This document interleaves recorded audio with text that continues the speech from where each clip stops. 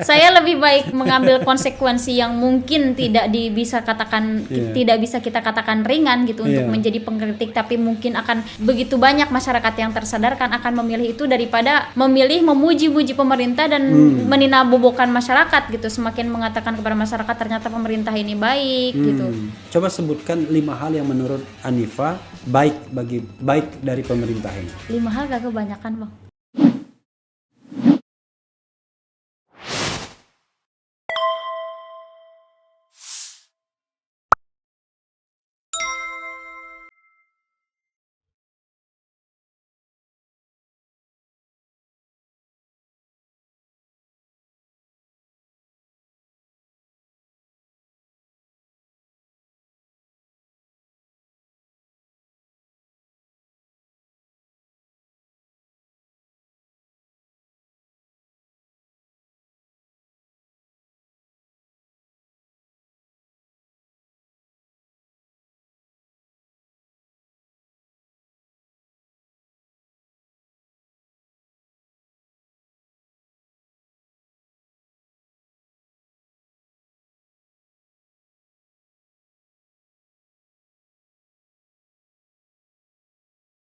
Siap. Gini, Anifa, ada satu pertanyaan lagi ya. Kalau sekarang ini menjadi pengkritik pemerintah itu nggak gampang. Saya merasakan inilah era yang paling tidak gampang mengkritik pemerintah. Begitu, Bang. Karena yang kita hadapi ternyata tidak hanya pemerintah sendiri, tapi orang lain.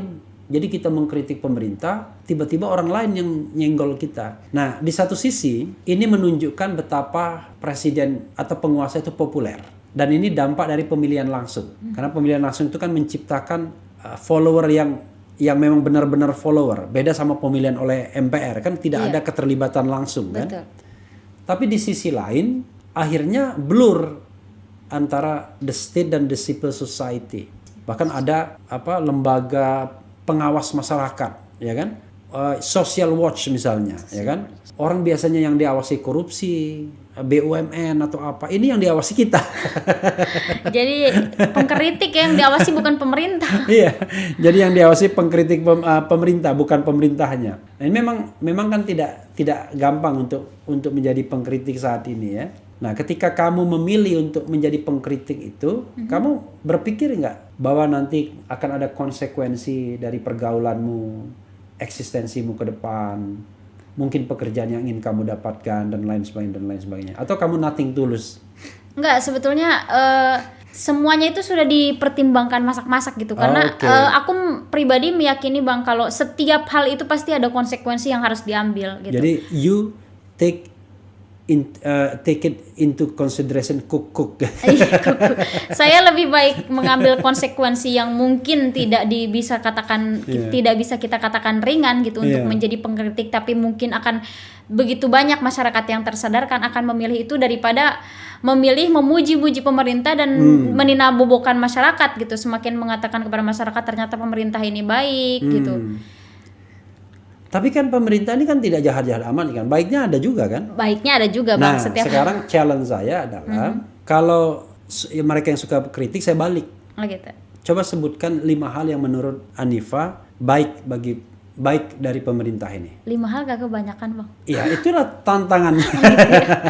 Kalau satu apa gitu? Satu, kemarin penanganan COVID mungkin. Oke. Penanganan COVID aku tidak bisa pungkiri bahwa penanganan COVID itu baik gitu. Meskipun ada kan satu video yang bahwa Pak Jokowi itu langsung ke apotek melihat ketersediaan obat. Mungkin kalau orang mengatakan bahwa itu bukan bagiannya Pak Jokowi gitu, seharusnya kemana Kemenkes yang lainnya gitu. Tapi kan di tengah pandemi ini bukan waktunya lempar-lempar tanggung jawab gitu. Semuanya harus sama-sama bekerja gitu untuk bagaimana memulihkan pandemi ini.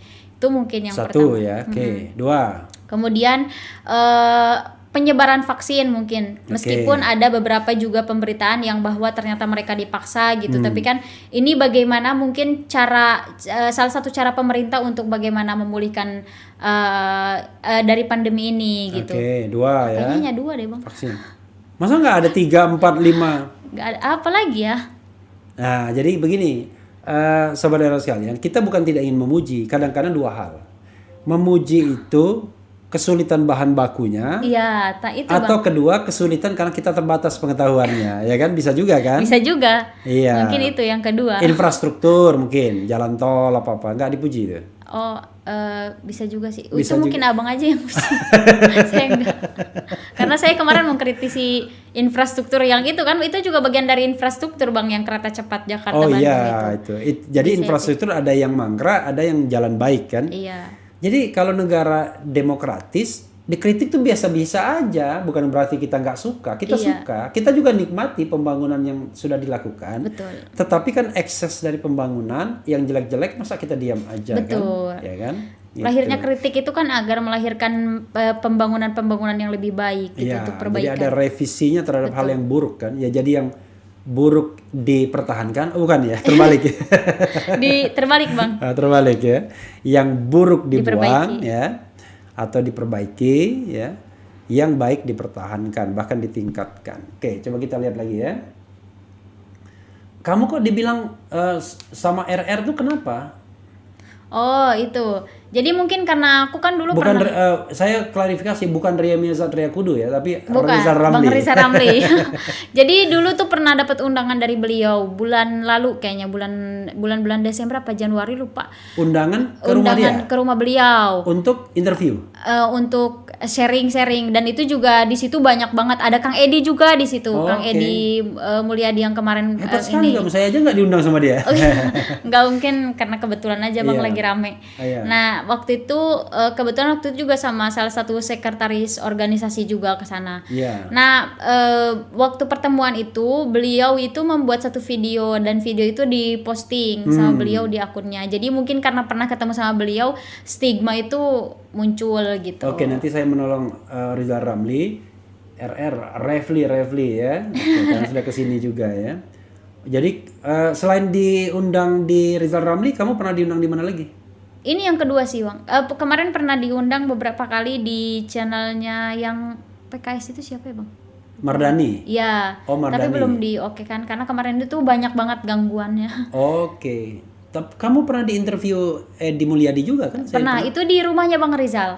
Oh, Jadi oke, pas lagi gak sengaja ketemu iya, di situ. Iya, oke. Karena gak sengaja ketemu di situ, jadi kata Bang Edi, ayo dong buat podcast, ayo. Kalau aku kan ayo aja gitu, Iya, yang penting kan iya. ini. Toh karena kita kan nggak punya niat buruk kan? Betul. Gitu. Jadi orang aja yang berpikir buruk. Iya. Orang pengen yang terbaik ya. Cari presiden yang terbaik, pemimpin yang terbaik kan? Sepakat. Gitu.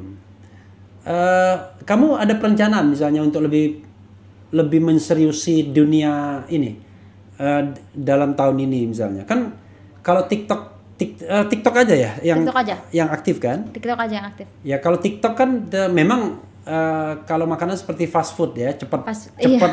langsung dilahap orang. Iya. Kayak kita buka handphone tiba-tiba isinya TikTok Udah semua ya kan? Kira-kira. Ada yang lain misalnya, karena mengembangkan, tapi kamu muda sih, memang pangsamu kan harus pada generasi muda, masa Iya. kamu menyadarkan orang tua?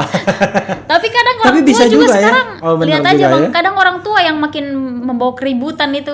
Ya kan, kalau orang tua membawa keributan, yang penting kamu lindungi anak mudanya, jangan bawa Terbawa. anak buah. Jadi ada rencana apa? Kalau di segi apa tuh Bang? Ya untuk komunikasi media sosial ini. Kalau di media sosial sih sejauh ini kayaknya masih di TikTok deh. Kalau YouTube itu aku belum tertarik, karena mungkin pertama managing waktunya belum Ya.